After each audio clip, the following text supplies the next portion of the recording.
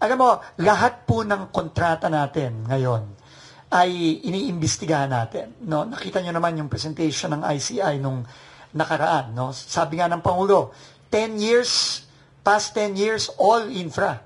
Hindi lang flood control. At nakita nyo yung numero, kung di ako nagkakamali, parang 230,000 ba yun, no? na proyekto ang titignan natin. Pero syempre, ang focus natin ngayon kasama ng ICI dahil na rin sa gustong tutukan ng ICI ay yung mga ghost flood control, suspected ghost flood control projects. So lahat yon, regardless kung may politiko, walang politiko, basta yung kontrata, tinitignan natin, kung yan ay ghost, o suspected ghost, yan ay immediately aayusin namin yung case file niyan, kagaya nung ginawa natin sa Bulacan, kagaya nung ginawa natin sa Mindoro, sa La Union, sa Davao Occidental, at sa iba pang mga project na tinignan natin in the past, ganun din ang gagawin natin. Ano tayo dyan? Whether or not may kasamang politiko o hindi, hahabulin natin lahat yan. Last two na lang po.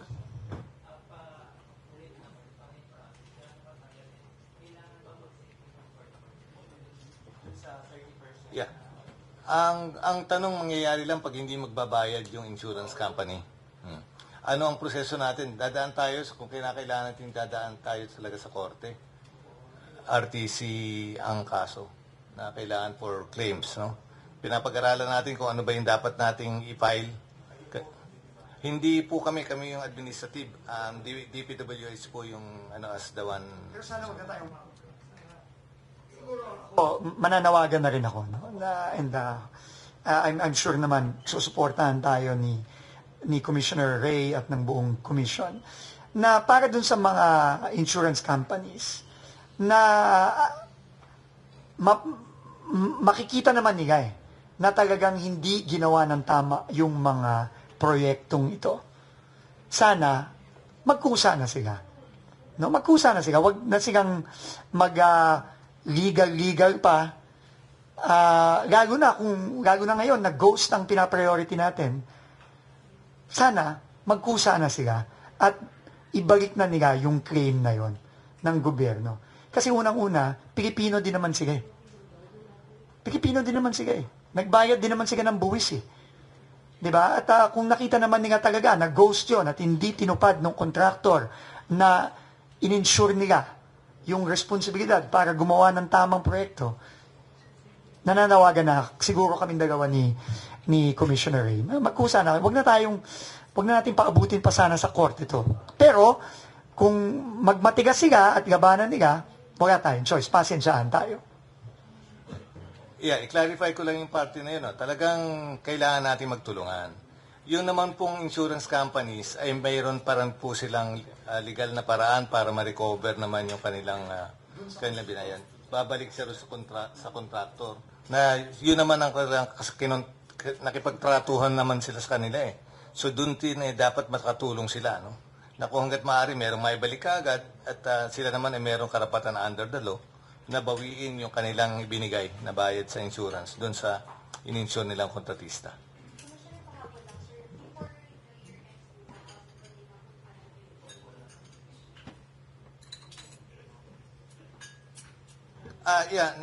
Yun ang minamadali naming paraan. At dalawang bagay, makita niyo naman napakaganda ng message, Secretary, na kung pwedeng pangunahan nyo na. Tagtulungan na natin ito na meron dahil kailangan natin na maibalik yung mga pondo kung at maaari. The soonest ang maipamigay natin. So I think that's the message that we Sa tingin ko naman, no, unang-una, hindi lang kami ni Commissioner Ray ang nagsasabi nito. Ang Pangulo na mismo ang nagsasabi. Alam naman nating lahat na kung ghost ito, kailangan ibalik natin yung pera ng mga kababayan natin. So, again, mananawagan kami ni Commissioner Ray, pero tingin ko naman, under the leadership ni Commissioner Ray, marami tayong mga makukumbinse na mga kumpanya, insurance company, dahil sabi nga niya, pwede naman nilang balikan yung mga contractor na na ginoo ko din sila. Kasi technically, ginoo ko din yung mga insurance company. Di ba? Ginoo ko din sila eh. Hindi lang naman yung DPWH o yung taong bayan ang ginoo ko ng kontratista. Pati yung insurance company mismo, naloko din. So, hopefully, no, maibalik natin ang mabilisan ito, no, sa tulong na rin nila. Pero, kung hindi sila mag-cooperate, pasensyahan tayo, aabot tayo ng korte at hindi ko na alam kung anong mangyayari doon.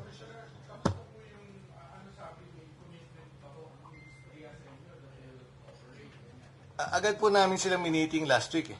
Kasi agad mabilis gumalaw itong DPWH. Hindi pa sinasabi yung sa inyo kung anong ginagawa nila, nakagalaw na eh. Meron nang naisuhan as of last week nung miniting namin sila na 4 o 5 kumpanya, no? Na meron ng mga letter or demand. So we're checking on that, no? Tapos sinabi namin talaga, hiningan na namin sila na mag-cooperate how far they can, no? Ang kailangan lamang natin is maging makatwiran. So, kailangan sa bawat kontrata o bawat project, makita natin kung talaga yung degree o yung level ng kanilang exposure. Dahil hindi naman po lahat yan, may malamang mayroon ng mga sarado yan. Hindi lang talaga mayroon.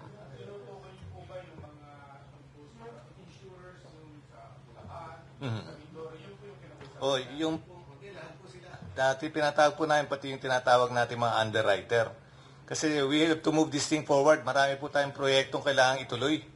But even yung foreign assisted projects, paano ba natin may cover ng tama sa kung pamamaraan ng insurance, yung proseso nila, katulad ng paghawak ng collateral para sa mga insurance, kailangan na-cover natin yung risk.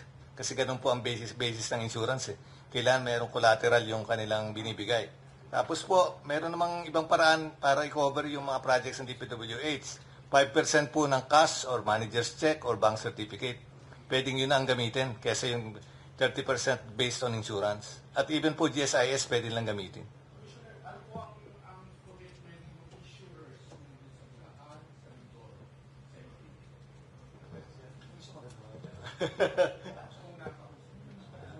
May pending na kaso eh. Hindi ko alam yung paraan ng ginagawa nila. Hindi kami yung kaharap nila ron sa kung ano yung status, kung ano yung nangyayari. Nakakausap namin sila generally kung ano yung dapat gawin kasi ang una naming ipapakita kung gaano na ang kahandaan. Kasi ang unang tawag natin dito siyempre cooperation eh. Bago natin makita kasi this is a responsible industry. Yeah.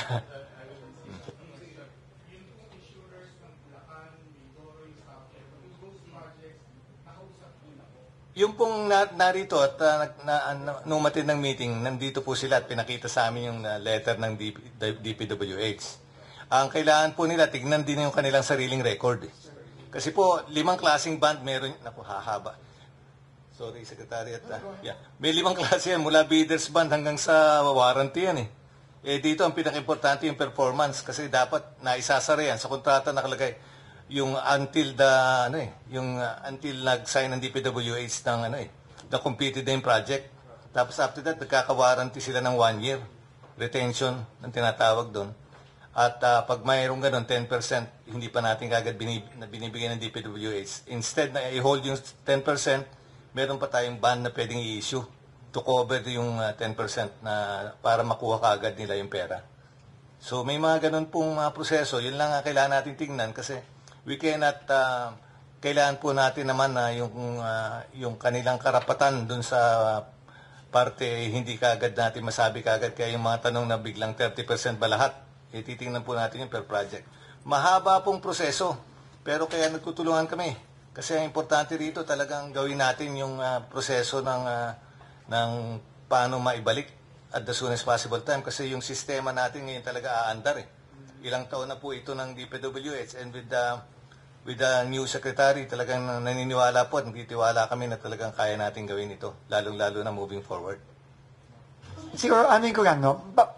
Yung nasabi ni Commissioner Ray kanina, sumulat, yung para doon sa Bulacan case, no? Yung tinatanong mo, sumulat na kami sa 3 insurance company.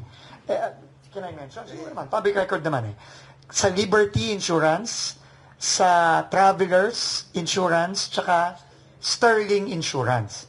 No, lahat yon iba't ibang proyekto, sumulat na kami at nagkiklaim na ang DPWH ng 30% for all those projects under the first case na final sa Ombudsman sa First District of Bulacan. So, yun po ay sinabit na rin namin kay Commissioner Ray. At simple lang ang gagawin namin. Bawat kaso na i-refer namin sa ICI, immediately, susulat na kami kagad dun sa mga insurance companies kasi nasa kontrata yan eh. Bawat kontrata, merong insurance company. At immediately, pagkapasa namin sa ICI, susulat kami kagad doon to immediately claim para maumpisahan na yung proseso. Kasi nga, ulitin ko, sabi ng Pangulo, bawiin ang pera ng kababayan natin, lahat ng paraan para mabawi ang pera, gawin natin ng mabilis. Wala pa. Kakatanong ko lang nga ngayon eh. Hindi pa sumasagot. Siguro, after nitong statement ni Commissioner Ray, baka meron ng sumagot. Hopefully.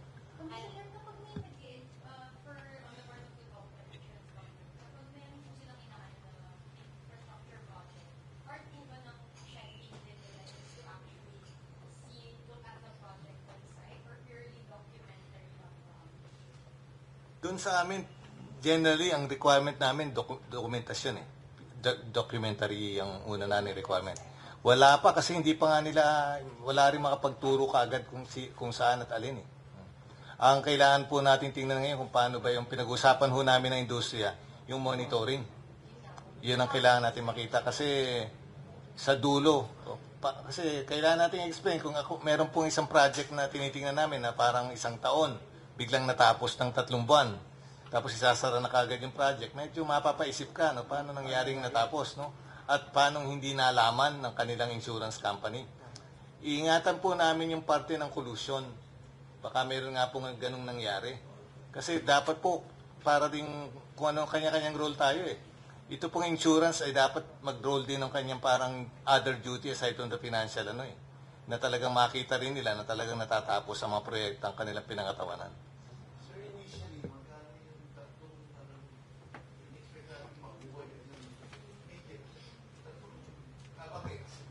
Ang mga contract price kasi nagre-range ng anywhere between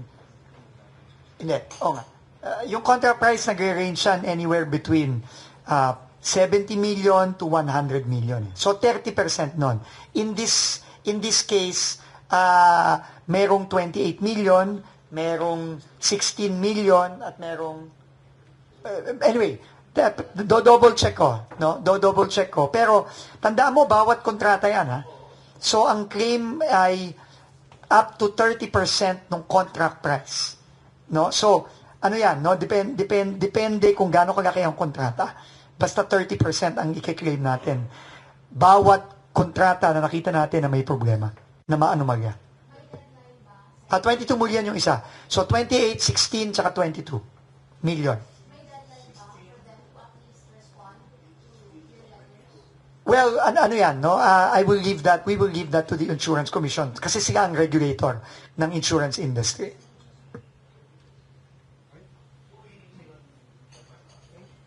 Hindi pa po sila sumasagot sa sulat namin. Pero again, ulitin natin, nasa kontrata yon, ha? Nasa kontrata yon. Pwedeng i-call yon ng DPWH.